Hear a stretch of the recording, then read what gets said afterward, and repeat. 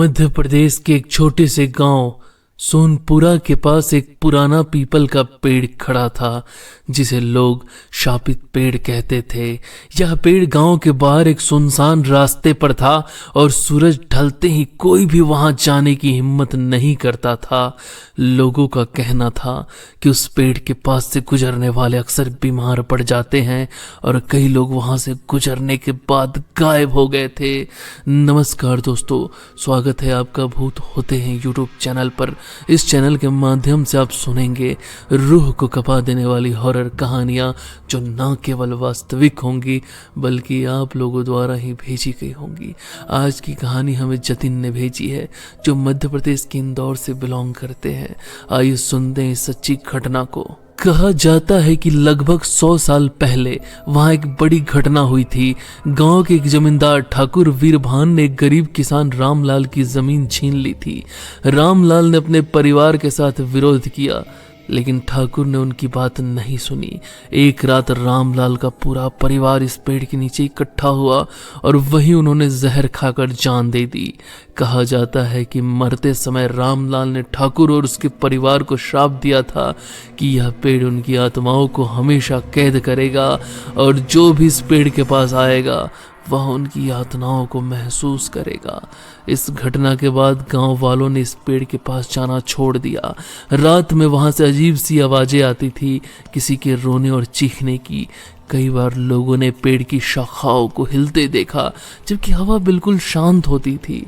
कहते हैं एक बार गांव का एक लड़का मोहन अपनी भेड़ें चराने के लिए उस रास्ते पर गया। शाम होने पर वह पेड़ के पास रुका लेकिन जब वह घर नहीं लौटा तो गांव के लोग उसे ढूंढने गए।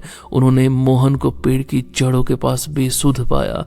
उसकी आंखें खुली थी लेकिन वह कुछ बोल नहीं पा रहा था।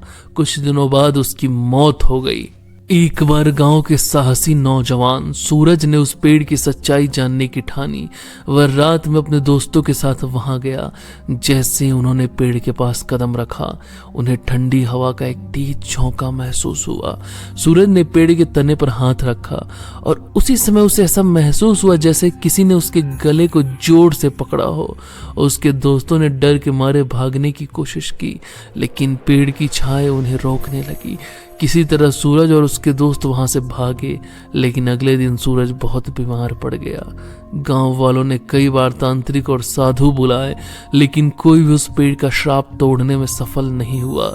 एक दिन एक सिद्ध साधु गांव में आया। उसने उस पेड़ की कहानियां सुनी और कहा इस पेड़ में आत्माएं कैद है, उन्हें मुक्ति चाहिए लेकिन उनकी यातनाओं का अंत तभी होगा जब उनकी मौत का बदला पूरा होगा। गांव वालों ने बताया कि ठाकुर वीरभान के वंशज अब भी गांव के सबसे अमीर लोग थे। साधु ने कहा कि ठाकुर के परिवार को उस श्राप का प्रायश्चित करना होगा। ठाकुर के वंशज जो शहर में रहते थे इस बात को अंधविश्वास मानते थे लेकिन जब ठाकुर के पोते आदित्य ने गांव आकर उस पेड़ के पास जाने की कोशिश की तो उसे भी अजीब सपने आने लगे। उसने सपने में रामलाल और उसके परिवार को देखा जो उससे न्याय की गुहार लगा रहे थे। आदित्य ने साधु की बात मानने का निश्चय किया। उसने रामलाल के परिवार की आत्माओं के लिए यज्ञ कराया और उनकी जमीन को गांव के गरीबों में बांट दिया। यज्ञ के दौरान गांव वालों ने देखा कि पेड़ की शाखाएं अचानक झुक गई जैसे किसी भारी बोझ से मुक्त हो रही हो। यज्ञ के बाद उस पेड़ से कोई भी अजीब घटना नहीं हुई। सोनपुरा के इस भूतिया पेड़ की कहानी आज भी लोगों के दिलों में बसी हुई है। यह कहानी बताती है कि अन्याय कभी छुप नहीं सकता और आत्माएं अपनी मुक्ति के लिए इंसान की राह तकती रहती है। तो दोस्तों, कैसी लगी आपको यह सच्ची घटना हमें कमेंट कर जरूर बताएं। वीडियो को लाइक करें, शेयर करें, चैनल को सब्सक्राइब करें और हाँ, अगर आपके पास भी ऐसी कोई भूतिया या अलौकिक घटना है तो स्क्रीन पे दिए गए ईमेल आईडी पे हमें मेल करें। जल्द मिलते हैं आपसे, तब तक के लिए धन्यवाद।